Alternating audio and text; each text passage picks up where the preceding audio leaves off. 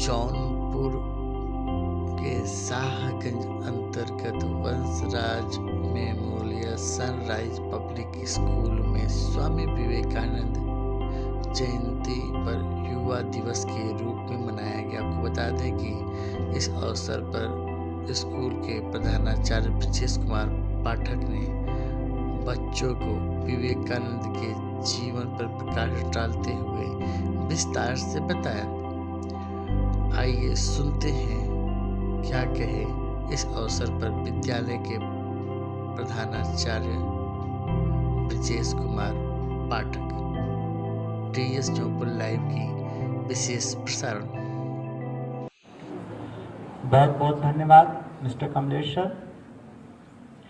एक बार सभी इस कैंपस में हम लोग जितने लोग उपस्थित हैं, अपनी बात को शुरू करने से पहले आज के दिन जो पहला शब्द निकला था शिकागो में, उस शब्द का उच्चारण करते हुए हम लोग इस कार्यक्रम को, अपनी बात को और इस युवा दिवस को प्रारंभ करेंगे। और शब्द था भारत माता की जय। सबसे पहला शब्द था जो 30 वर्ष की अवस्था में जाकर के अमेरिका में वो छोटा सा बच्चा पहले शब्द का उच्चारण करता है। हम सब मिल करके एक बार भारत माता की जय का नारा करेंगे, उसके बाद फिर अपनी बात को शुरू करते हैं। भारत माता की जय, भारत माता की जय, भारत माता की जय। बहुत बढ़िया।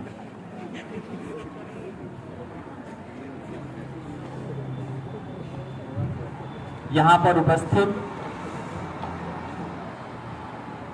हमारे विद्यालय के समस्त सम्मानित शिक्षक, हमारे विद्यालय की समस्त सम्मानित शिक्षिकाएं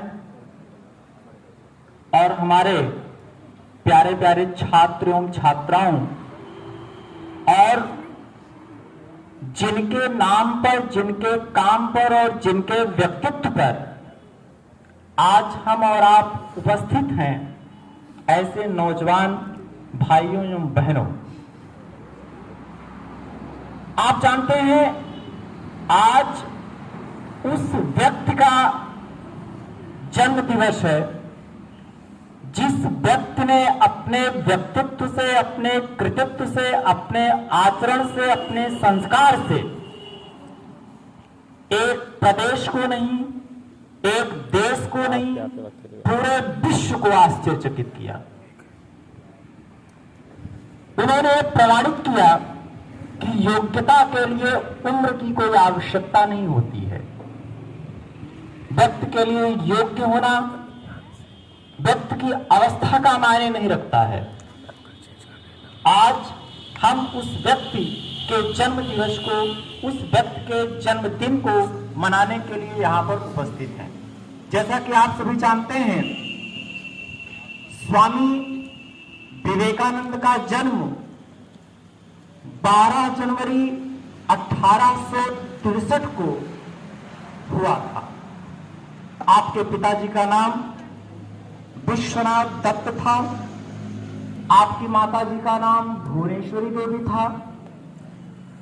आपको आश्चर्य होगा कि एक ऐसा परिवार जो 2 संस्कृतियों को लेकर के चलता था, एक भारतीय सभ्यता और संस्कृति को, एक पाश्चात्य सभ्यता और संस्कृति को।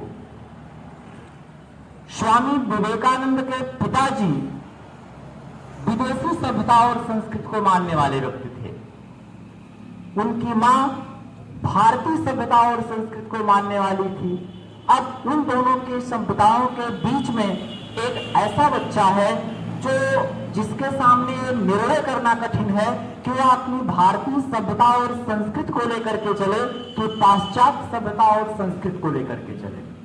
सबसे बड़ी समस्या। लेकिन आपने देखा 120 वर्ष पहले स्वामी विवेकानंद के व्यक्तित्व की 2 बातें निकल करके हमारे सामने आती थी। जब वो अपने देश से बाहर जाते थे तब अपने देश की विशेषताओं का बखान करते थे, और जब अपने देश में अपने लोगों के साथ रहते थे तब उनकी बुराइयों को उनके सामने प्रत्यक्ष रूप से कहते थे। एक पैसे का संकोच नहीं, एक पैसे की हिचकिचाहट नहीं, एक पैसे का हेजिटेशन नहीं। अपनों के बीच में वो अपनों की बुराइयों को कहते थे, लेकिन जब दूसरों के बीच में जाते थे तो अपनों की बुराइयों को छिपा करके केवल अपनों की अच्छाइयों को कहते थे। सभी बच्चों को पता होगा, जिस समय स्वामी विवेकानंद शिकागो के लिए प्रस्थान कर रहे थे, मैं उनके पूरे जीवन को 4 चीजों में बांट करके आपके समक्ष प्रस्तुत करूंगा। और याद रखिएगा बच्चों, ये 4 चीजें आपके जीवन को, आपके व्यक्तित्व को, आपके कृतित्व को आपके समक्ष ला करके खड़ा करेंगे। मैं प्रारंभ करता हूं उनके जन्म से लेकर के और उनकी मृत्यु को लेकर के आपको खत्म करता हूं उस बात को। जिस समय वो शिकागो चलने के लिए तैयार थे, रामकृष्ण परमहंस ने कहा कि जाने से पहले अपनी मां का आशीर्वाद ले लो, मां शारदा का आशीर्वाद ले लो। स्वामी विवेकानंद मां शारदा के समक्ष जाते हैं और कहते हैं कि मां, मैं भारत की तरफ से विश्व धर्म सम्मेलन में भारतीय संस्कृति का प्रतिनिधित्व करने जा रहा हूं, मुझे आपका आशीर्वाद चाहिए। मां शारदा कहती हैं ठीक है जाओ, लेकिन जाने से पहले एक छोटा सा काम करके जाओ। सामने एक चाकू रखी है, उस चाकू को मुझे दे दो, उसके बाद फिर जाओ। स्वामी विवेकानंद जाते हैं, उस चाकू को उठाते हैं और मां शारदा के हाथों में देते हैं और कहते हैं कि मां, मुझे आदेश दो कि मैं अब अपने देश का प्रतिनिधित्व करने के लिए जाऊं। मां कहती है अब आप बिल्कुल तैयार हैं, आप जा सकते हैं। विवेकानंद ने कहा कि आपने ना तो मेरी कोई परीक्षा ली, आपने ना तो मुझे कोई आशीर्वाद दिया, आपने ना तो मेरा कोई मार्गदर्शन किया, आपने कैसे कह दिया कि आप चले जाओ। मां ने कहा यही तुम्हारी सबसे बड़ी परीक्षा थी कि जब मैंने तुमसे चाकू मांगा तो तुमने चाकू के लकड़ी वाले हिस्से को मेरी तरफ किया और चाकू के धारदार वाले हिस्से को अपनी तरफ किया। इससे पता चल जाता है, तुम्हारी सोच, तुम्हारी विचारधारा पता चल जाती है कि तुम देश में एक ऐसे नौजवान, एक ऐसे युवा बन के उभरोगे जो अपने सुख, अपने दुख को एक किनारे रख करके दूसरों के विषय में सोचोगे। तुम अपना जीवन कभी अपने लिए नहीं जियोगे, तुम हमेशा अपना जीवन दूसरों के लिए जियोगे। यही मेरा आशीर्वाद है, यही मेरी शिक्षा है। वहां से विवेकानंद निकलते हैं और जब अमेरिका में शिकागो वाले पहुंचते हैं तो एक कपल होता है, एक पति पत्नी होते हैं। और आप जानते हैं हमारे देश की वेशभूषा, हमारे देश का परिधान 19वीं शताब्दी में लोग हमारे और आपके ऊपर हंसा करते थे। क्यों? क्योंकि हमारी वेशभूषा, हमारे कपड़े, हमारे परिधान इस तरीके से हुआ करते थे। एक 30 वर्ष का बालक गेरुए वस्त्र को पहनकर, सिर पर गेरुए रंग की पगड़ी रख करके और अपने कंधे पर एक बड़ा सा झोला लटका करके पहुंचता है जहां पर विश्व के समस्त विद्वानों का जमावड़ा लगा हुआ है, जहां में एक से एक बढ़ करके पूरे विश्व के सभी विद्वान आए हुए हैं जो कई भाषाओं को जानते हैं। वहां पर आपके देश से 30 वर्ष का एक ऐसा बालक जाता है जो इस प्रकार के वस्त्रों को पहना है। एक कपल पूछता है कि तुम जेंटलमैन तो नहीं हो, ये सभा जेंटलमैन की है, तुम्हारे जैसे सामान्य व्यक्तियों की नहीं है। तुम्हारे कपड़े प्रदर्शित करते हैं कि तुम्हारे अंदर वो योग्यता नहीं है, तुम्हारे अंदर वो प्रतिभा नहीं है, तुम्हारे अंदर वो थॉट नहीं है जो यहाँ के संभाषण को, यहाँ की सभा को संबोधित कर सके। विवेकानंद ने बहुत छोटी सी बात, बहुत प्यारी सी बात कही और आप सभी बच्चों को वो सीखनी चाहिए। उन्होंने कहा कि आपके देश की सभ्यता और संस्कृति, आपके देश का ज्ञान लोग कपड़ों से आंकते हैं। हमारे देश का ज्ञान लोग कपड़ों से नहीं, लोग व्यक्तित्व और चरित्र से आंकते हैं। हमारे यहाँ कपड़ों का महत्व नहीं है, हमारे यहाँ व्यक्ति के चरित्र का महत्व है, व्यक्ति की योग्यता का महत्व है, व्यक्ति की बुद्धता का महत्व है। इसलिए आप कपड़ों पे ना जाएं, आप बस मुझे थोड़ा सा समय दें। और 2 मिनट का समय मिला और आपने देखा कि 2 मिनट की सभा में 3 शब्दों ने 17,565 लोगों को मंत्रमुग्ध कर दिया और लोगों को पता नहीं चला कि कब 3 घंटे 35 मिनट और 32 सेकंड का समय बीत गया। लोगों को पता तक नहीं चला। ये जोश था, ये उत्तेजना थी उस बालक में। बात थोड़ी और आगे बढ़ती है और अंदर जाते हैं तो एक व्यक्ति कहता है हाउ आर यू, और विवेकानंद आपके जैसा बालक दोनों हाथों को जोड़ कर कहता है नमस्कार। लोग हंसते हैं। तभी वहीं पर एक हिंदी भाषी रहता है और वो कहता है कि स्वामी जी नमस्कार, आप कैसे हैं? स्वामी जी कहते हैं आई एम फाइन। अंग्रेज आश्चर्यचकित हो जाता है। वो कहता है कि मैं तो समझता था आपको अंग्रेजी आती ही नहीं। जब मैंने पूछा हाउ आर यू, आपने कहा नमस्कार। जब मैंने आपसे पूछा आप कैसे हैं, तो आपने कहा आई एम फाइन। मेरी समझ में नहीं आया क्या बात है। बहुत ऊंची बात उन्होंने कही बच्चों। और तीसरी चीज है जो आपको सीखनी चाहिए, उन्होंने कहा जब आपने अपनी मां का सम्मान किया तब मैंने अपनी मां का सम्मान किया। आपकी मातृभाषा अंग्रेजी थी, आपने मुझसे प्रश्न अपनी मातृभाषा में किया तो मैंने भी जवाब अपनी मातृभाषा में दिया। अर्थात आपने अपनी मां का सम्मान किया तो मैंने अपनी मां का सम्मान किया। लेकिन जैसे ही आपने मेरी मां का सम्मान किया वैसे ही मैंने आपकी मां का सम्मान किया। आपने जैसे ही मुझसे मेरी भाषा में प्रश्न पूछा वैसे मैंने आपके प्रश्न का जवाब आपकी भाषा में दिया।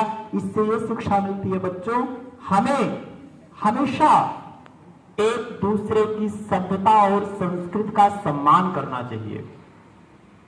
हमारे यहाँ पहले 18वीं शताब्दी में ना तो कोई हिंदू था, ना तो कोई मुस्लिम था, ना तो कोई सिख था, ना तो कोई ईसाई था, कोई नहीं था।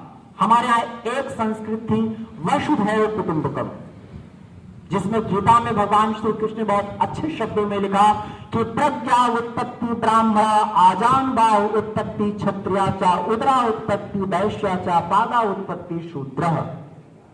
हमारे यहाँ कोई जात थी ही नहीं। ये तो 21वीं शताब्दी में हमारे आपके जैसे पढ़े लिखे लोगों ने हमें और आपको एक दूसरे में बांटने की कोशिश किया और एक नारा बना दिया हिंदू मुस्लिम सिख ईसाई आपस में सब भाई भाई, अर्थात सब आपस में भाई हैं। हिंदू हिंदू का भाई, मुस्लिम मुस्लिम का भाई, सिख सिख का भाई, ईसाई ईसाई का भाई, आपस में सब भाई हैं। तो आपको सोचने की बात है बेटा, हम आपस में नहीं, हम एक दूसरे के भाई हैं। अर्थात हम उस देश के पुजारी हैं जहां पर वसुधैव कुटुंबकम कहा जाता है, जहां पर ईद में हम सेवई खाने जाते हैं और दिवाली में लोग दीपक जलाने आते हैं। हम उस देश के रहने वाले हैं और उस देश का 30 वर्ष का बालक अमेरिका में जाकर के आपकी प्रभुता को प्रसारित करता है। और चौथी बात, सबसे महत्वपूर्ण बात, जब उन्होंने कहा कि प्यारे अमेरिका में रहने वाले मेरे भाइयों और बहनों, उनके इस वक्तव्य से वहां पर उपस्थित एक महिला इतनी प्रभावित हुई कि वह उनके पास पहुंचती है और कहती है मैं आपसे विवाह करना चाहती हूं। 4 चीजें मैं आपको बता रहा हूं, ये चौथी चीज। उन्होंने कहा मैं आपसे विवाह करना चाहती हूं। उन्होंने कहा कि बहन ऐसा संभव नहीं है क्योंकि मैं एक सन्यासी हूं और सन्यासी कभी विवाह नहीं करता, वह अपने जीवन को दूसरों को समर्पित कर देता है। मैंने अपना जीवन दूसरों को समर्पित कर दिया है, मैं आपसे विवाह नहीं कर सकता। उन्होंने कहा कुछ भी हो, मुझे आपसे विवाह करना ही करना है। उन्होंने कहा क्यों? महिला ने कहा, मुझे आपके जैसा एक पुत्र चाहिए जो इतना तेजवान हो, इतना बुद्धिमान हो, जो अपने कार्य से, अपने व्यक्तित्व से पूरे देश को, पूरे विश्व को आश्चर्यचकित कर सके। उन्होंने कहा, यह तो संभव नहीं है, इसमें तो बड़ा समय लगेगा। ऐसा है, आप मेरे जैसा पुत्र चाहती हैं तो ऐसा करिए कि इसी वक्त आप मुझे अपना बेटा बना लीजिए, आप मेरी मां बन जाएंगी और मेरे जैसा पुत्र नहीं, आप मुझे ही पुत्र के रूप में प्राप्त कर लेंगी। इससे पता चलता है कि एक व्यक्ति का चरित्र कैसा होना चाहिए, एक व्यक्ति का कैरेक्टर कैसा होना चाहिए। और स्वामी जी ने प्रमाणित किया कि व्यक्ति का चरित्र व्यक्ति के व्यक्तित्व को बनाता है और व्यक्ति का व्यक्तित्व व्यक्ति के कृतित्व से बनता है और व्यक्ति का कृतित्व व्यक्ति के संस्कार से बनता है और आपके संस्कार आपके व्यवहार से बनते हैं और आपके व्यवहार आपकी संगत से बनती है और आपकी संगत आपके माहौल से बनता है और आपका माहौल आपके मित्रों से बनता है। अर्थात विवेकानंद ने प्रमाणित किया कि अगर संस्कार को बनाना है, अपने व्यक्तित्व को बनाना है, अपने चरित्र को बनाना, अपने कैरेक्टर को बनाना है तो अपनी संगत को बनाओ, अच्छी संगत में रहो। सोच के देखो बच्चों, जिस देश में 65% आबादी आपके उम्र की हो, 30 वर्ष के बच्चों नौजवानों की उम्र की हो, वह देश युवा देश बनने से कैसे रुक सकता है? कौन रोक सकता है उसको? और उसके सीधे सीधे प्रमाण आप हैं, उसके प्रमाण आप हैं बच्चों। आप देश में परिवर्तन ला सकते हैं। आज हमें युवा दिवस इसलिए नहीं मना रहे हैं, आप कभी लंबे लंबे भाषणों पे मत जाओ बच्चों। आप उन 4 चीजों को अपने जीवन में अनुसरण करने की कोशिश करो। हम स्वामी विवेकानंद तो नहीं बन सकते हैं, लेकिन स्वामी विवेकानंद के बताए हुए कुछ कदमों पर चल जरूर सकते हैं और उनकी शिक्षाओं को अपने जीवन में उतार करके एक छोटा सा परिवर्तन जरूर ला सकते हैं। और हमें आपको वही करने की आवश्यकता है। आपसे, आपके अंदर से प्रत्येक विद्यार्थी के अंदर वो जोश होना चाहिए, वो जिज्ञासा होनी चाहिए, वो प्रतिभा होनी चाहिए जो विवेकानंद के अंदर थी। आपको याद होगा विवेकानंद ने अपने मृत्यु के समय में एक चीज बताई। जब उनका अंतिम समय था तो उनके एक शिष्य ने पूछा कि आज आप हमें छोड़ के जा रहे हैं, आप मुझे कुछ दे करके जाइए। उन्होंने कहा बस एक चीज ले लो और वो है एकाग्रता। एकाग्रता ले लो, तुम स्वयं विवेकानंद बन जाओगे। उन्होंने कहा कैसे? उन्होंने कहा मेरे पास 10 मिनट का समय है, एक कुत्ता बैठा हुआ है, इस कुत्ते को 5 मिनट तुम घुमा करके वापस आ जाओ। मृत्यु के अंतिम समय की बात बता रहा हूं। 5 मिनट के लिए घुमा करके इसको वापस लेकर के आ जाओ। वह व्यक्ति जाता है, कुत्ते को लेकर के 5 मिनट तक घुमाता है और घुमाने के बाद 5 मिनट बाद जब फिर वापस लौट करके आता है तो आदमी हाँफ रहा होता है और कुत्ता बिल्कुल जनरल सामान्य अवस्था में रहता है। विवेकानंद ने पूछा तुम हाँफ क्यों रहे हो, क्यों हाँफ रहे हो? उस व्यक्ति ने कहा एक कुत्ता इतना परेशान कर रहा था, कभी इधर भग रहा था, कभी उधर भग रहा था, कभी उधर भग रहा था और मैं इसको कंट्रोल करने में इतना परेशान हो गया कि मैं हाँफने लगा। विवेकानंद ने कहा यही है एकाग्रता। यदि आपका मन, आपके विचार कई क्षेत्रों में जाएंगे तो आप कभी एकाग्र नहीं हो पाएंगे, आप कभी कंसंट्रेट नहीं हो पाएंगे और अगर आप एकाग्र नहीं हो पाएंगे, आपकी एकाग्रता नहीं होगी तो आपको आपके जीवन का लक्ष्य कभी नहीं मिलेगा। और अगर आपको आपके जीवन का लक्ष्य प्राप्त करना है बच्चों तो एकाग्र होना पड़ेगा। स्वामी विवेकानंद के जैसी धैर्य धारण करना पड़ेगा। आपको पता है स्वामी विवेकानंद 2 पंचों के बीच में किताबें रख करके पढ़ लिया करते थे। किताब का पेज नहीं खोलते थे, केवल 2 पंचों के बीच में अपनी किताबें रखते थे और किताबों के प्रत्येक पन्ने को पढ़ लिया करते थे। एक ही एकाग्रता। और वो सारी चीजें हमारे अंदर हैं बेटा, हमारे आपके अंदर हैं। आप देखते हैं अक्सर आप अपने किसी काम से अपने शिक्षक को दुखी करते हैं, अपने परिवार को दुखी करते हैं।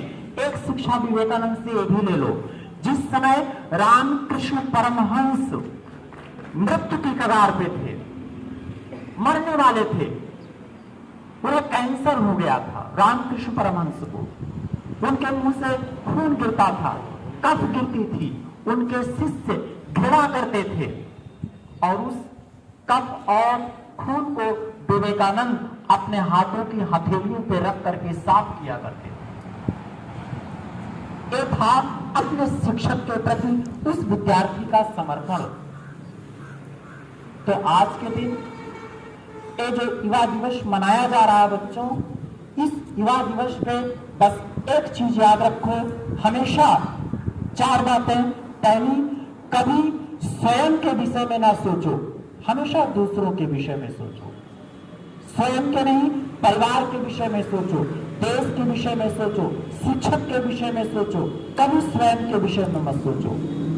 दूसरी बात, कभी भी अपनी सभ्यता और संस्कृति को दूसरों की सभ्यता और संस्कृति के लिए कुर्बान मत करो, अपनी सभ्यता और संस्कृति पर गर्व करो। और तीसरी चीज, कभी भी अपनी योग्यता की पहचान अपने कपड़ों से नहीं, अपने चरित्र से करो। और सबसे बड़ी चीज, सब कुछ समाप्त हो जाए लेकिन चरित्र नहीं समाप्त होना चाहिए। हमारे वेद में कहा जाता है, वृत्तम यत्नेन संरक्षेत वृत्तम याति अयाति च। रुपया, पैसा, धन, दौलत आती जाती रहेगी, लेकिन चरित्र चला गया तो लौट करके फिर कभी वापस नहीं आएगा। इस युवा दिवस पर मैं एक बार पुनः अपने विद्यालय के समस्त शिक्षकों को, अपने विद्यालय की समस्त शिक्षिकाओं को, विद्यालय के समस्त कर्मचारियों को और स्वामी विवेकानंद के जैसे ऊर्जा संपन्न, प्रतिभा संपन्न, बुद्धिता संपन्न, ज्ञान से युक्त, संस्कार से युक्त, चरित्रवान, प्रतिभा से संपन्न सभी बच्चों को मैं युवा दिवस की, विवेकानंद के इस जन्म दिवस की बहुत बहुत शुभकामनाएं देता हूं। और आशा करता हूं बच्चों, जिस प्रकार से नरेंद्र दत्त ने अपने काम से अपने माता पिता और देश को आश्चर्यचकित किया, आप भी अपने काम से अपने माता पिता, अपने देश को आश्चर्यचकित करेंगे। और एक चीज बता देता हूं, पूरे विश्व में आप सबकी शताब्दियां मनाते हैं, लेकिन किसी के भाषण की जयंती नहीं मनाते हैं।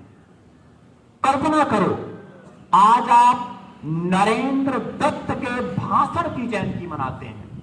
पूरे विश्व में कभी किसी भाषण जयंती नहीं मनाई जाती है, लेकिन पूरा विश्व शिकागो के उस 2 मिनट के संभाषण जो दिया गया था, 2 मिनट के संभाषण की जयंती मनाता है।